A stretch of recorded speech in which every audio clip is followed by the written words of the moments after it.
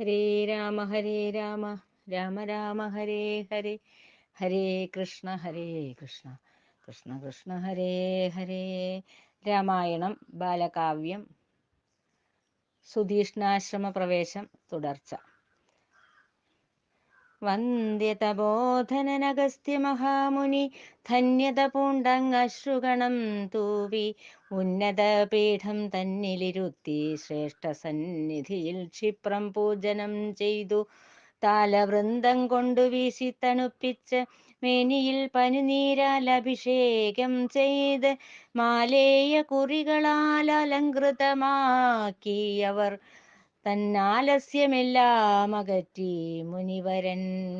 പക്വഫലങ്ങളും നീരവും ക്ഷീരവും പുഷ്പാസനങ്ങളും എത്രയോമേകി പുഷ്ടമോദേന ഭുജിപ്പിച്ചു മാമുനി തൻ കർത്തവ്യങ്ങൾ ചെയ്യാനുത്സുകനായി. ക്ഷോണീപാലേന്ദ്രകുമാരന് പിന്നെ ജ്ഞാനോപദേശം ചെയ്തു മഹാമുനി.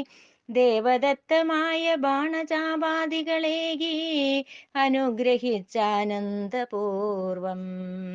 കുംഭോദ്ഭവന്റെ ആശ്രമത്തിൽ നിന്നും 2 യോജന താണ്ടുന്ന ദൂരം പഞ്ചവടി എന്ന പുണ്യസങ്കേതത്തിൽ ചെന്ന് വസിക്കാനുത്സുകരായവർ.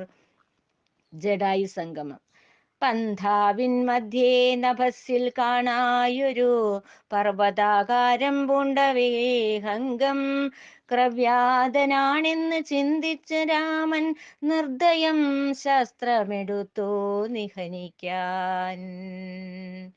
പേടിച്ചരണ്ട പദത്രീ അന്നേരമോദി ദശരഥ ഭൂപസുതനോട്, തവ താതനാം ദശരഥൻ തന്റെ സഹചരൻ ശേനനാകും വ്യോമചാരി ജഡായു ഞാൻ. രാമനതു കേട്ട് കാരുണ്യഭാവത്താൽ ഖേചരനോടുര ചെയ്താനിതുവിധം, മനപീഠ വേണ്ടൊരു നാളും ശശാദന ശ്രേഷ്ഠ മമ തോഴനായി നീ വാഴുക സന്തതം. പഞ്ചവടി പ്രവേശം. ഇത്തം പറഞ്ഞു പുനർയാത്ര ചെയ്തവരെത്തി ഗംഗാ നദിക്കുത്തര തീരെ. പഞ്ചവടി എന്ന മോഹനകാനനെ പർണശാല തീർത്തു വസിച്ചു മോദേന. നിത്യേന പ്രാതകാലത്ത് ഉണർന്ന് നിൽസരണിയിൽ കുളിച്ചു തൊഴുത് പുഷ്പരസവം ഫലങ്ങളും ഭക്ഷിച്ച് തുഷ്ടരായ ഐശ്വര്യം പൂണ്ടു വസിച്ചവർ. ഇങ്ങനെ വാഴുന്ന കാലത്തൊരു ദിനം ചൊന്നു സൗമിത്രി തൻ ഭ്രാതാവിനോട്, ചിന്മയരൂപാ നീ എന്നജ്ഞാനം നീക്കി ചിത്തം പൂർണ്ണമായി ഭക്തി നിറയ്ക്കേണം. രാമനതു കേട്ടങ്ങാരൂഢതോഷത്താൽ പരമാത്മതത്വങ്ങൾ ഗ്രഹിപ്പിച്ചനുജന്റെ മായാകൽപ്പിത ഭ്രമങ്ങളെല്ലാം തന്നെ മാറ്റുവാനായുത്സുകനായി. ആനന്ദപ്രാപ്തി വരുത്തേണമെങ്കിൽ നാം ജ്ഞാനസ്വരൂപിണിയാകുന്ന വിദ്യയെ പ്രാപിച്ച് നമ്മൾ തന്നുള്ളത്തിൽ വാഴുന്ന മായാമോഹങ്ങളെ മാറ്റിക്കളയേണം. നമ്മൾ കാണുന്നതും കേൾക്കുന്നതുമെല്ലാം നമ്മൾ തന്നുള്ളിലെ മായാ സംബന്ധങ്ങൾ.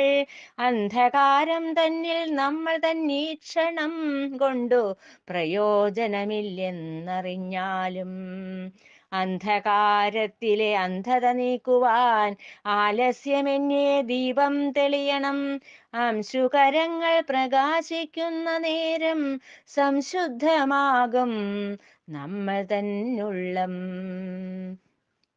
അന്തരംഗത്തിൽ ദീപം തെളിയാൻ അന്വഹം ചിത്തം അമ്പലമാക്കേണം. അന്യർതൻ പീഠയിൽ ആനന്ദം കൊള്ളാതെ അനുകമ്പ പൂണ്ടവർക്ക് സാന്ത്വനമേകണം.